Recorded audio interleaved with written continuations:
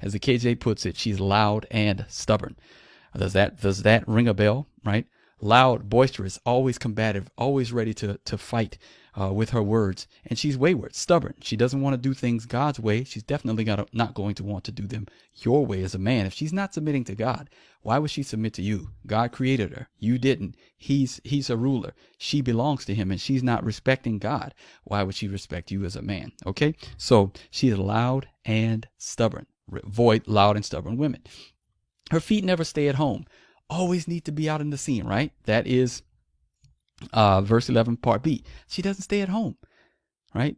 She's not about her home. She's always always on the scene. It used to be that you had to go to the club and do all of these things, and that's still a possibility, but she could now be outside of the home by just being on social media. She could be the type of woman that's always on social media, always on TikTok, always on Instagram, looking into her DMs, right? Wanting to be seen, right? She's not about her home.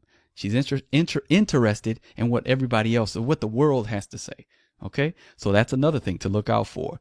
Number 4, all right, verse 11. I'm sorry, verse 13. She seizes him and kisses him, right? She's aggressive, sexually aggressive. She's loose. She has loose morals. She's the aggressive one. She is sexually aggressive. Avoid that type of woman, right?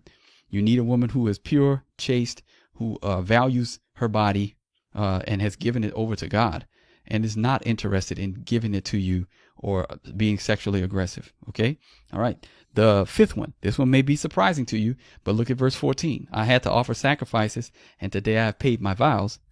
Religious. She can be in the church. She can be in the club on Saturday and then in the church on Sunday. Right. And I mean, I'm pretty sure that's not an uncommon thing. It's been mocked in movies. It's been mocked on YouTube. It's been a common idea for a few generations now, that women will be in the club on Saturday and then in the church prominent on Sundays. Okay. Number 6, apologize, is in verse 16. She said, I've spread my couch with covered linens from Egyptian linen. I've perfumed my bed with myrrh, aloes, and cinnamon. All right. Come, let us take our fill of love until the morning. Let us delight ourselves with love. She is enticing. She will put on all of the things that make her appealing. From the perfume to the hair, the nails. Again, I mentioned all of that stuff. It's the uniform. She entices you. She speaks to you in such a way that makes you want to become a part of what she's doing, a part of this sin, because she can't do this without you. Okay, come, she's going to entice you. Let us take our fill of love till the morning. I'm yours all night, right? Let us delight ourselves with love. She wants to entice you. Do not be enticed by her. All right. And then the last one, number 7, she's deceitful.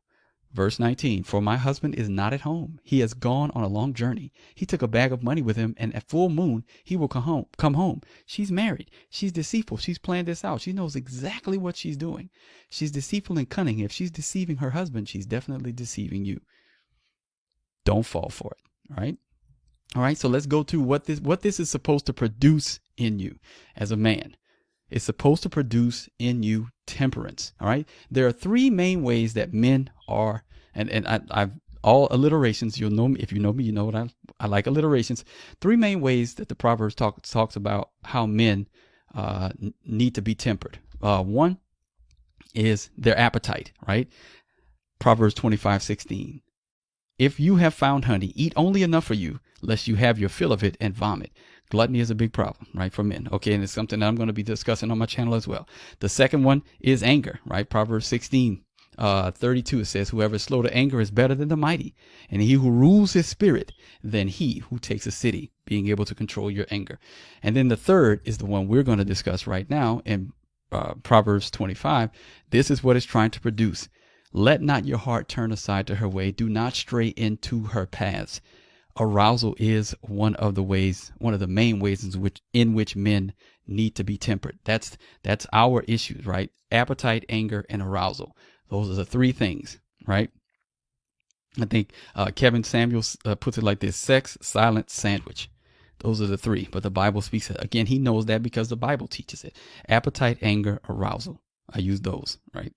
AAA, AAA. Okay. So what are the implications of this text? And then we're going to close out. All right. Verse 7. Only a fool is going to fall for this. All right. Only a fool is going to fall for this.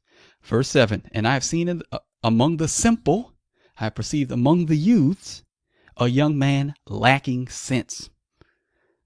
Only a fool will fall for this woman's devices, especially if you've been taught well. But fools fall for this. Okay, these are the implication. The other implication is that this will end in your death. Verses 22 through 23. All at once he follows her. He doesn't listen. He goes as an ox goes to the slaughter, or as a stag is caught fast, till an arrow pierces its liver. As a bird rushes into a snare, he does not know that it will cost him his life. It always does. You will not get out of it. Either you will go down to Sheol at the end of your life, or your life will be ended because of a woman like her. It's one way or the other, right? It will end in your death. And the other implication is something that I mentioned earlier. It's a man teaching his son, verses 1 and 24. And let's go back up here. Verse 1, my son, keep my words and treasure up my commandments with you. Keep my commandments and live. Keep my teaching as the apple of your eye. Bind them on your fingers, right? So that you can see them. Like this ring. This ring's on my finger. It's always there. Bind them on your fingers. Write them on a tablet of your heart. Your heart's always with you. Okay? Say to wisdom, you're my sister. Verse 24, he says, and now, O sons, at the end of it, at the end of all of that, he says, now, O sons, listen to me. Pay attention to my words. Pay attention. The idea is men should be teaching their sons. And we've lost a generation, especially in the black church, we've lost a generation of men being able to teach their sons to avoid this type of behavior, to avoid this type of woman. And it's been this type of woman that has caused that generation to miss it. Okay. Men like Kevin Samuels, men like Coach Greg Adams, these men have tapped into this energy, right? One of the things I see whenever I go onto Kevin Samuels' page and see his videos from the past, the chat always Godfather, Unc, right? Same thing. There are many people, Unc, or men are starved for over the men to teach them because of things that they didn't get from their father. It's one of the reasons why I'm not really starved for that type of interaction, is because my dad raised me. It's like as someone who was raised by his father, who actually, my parents are still together to this day. I've never known life without my father. I was taught by him lots of things. There were some things he taught me. There's some things he didn't teach me, just like I'm doing with my sons. But as a man who was taught by his father, I can see clearly when men are lacking that father figure in their lives, because they're going to other men, older men, for that experience. They yearn for it. The void is so palpable. It's obvious to men who've actually had their father. And men like Kevin Samuels and Coach Greg Adams are capitalizing on this. And I'm not saying it's a negative thing that they're capitalizing on it, but it's there, and they're doing what they can. They're doing what they can to help fill that void. Again, ultimately, the void needs to be filled by the gospel, by Jesus Christ.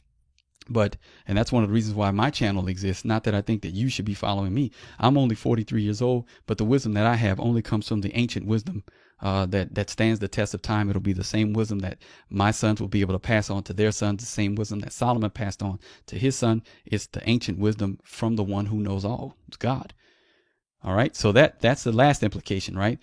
Just think about that. I'm going to sign off here, but don't forget to comment, like, subscribe, please, and also avoid thoughts at all costs. Okay. And if you'd like to support the channel financially, you can find the information in the description. All right. And I'll see you all on the next one.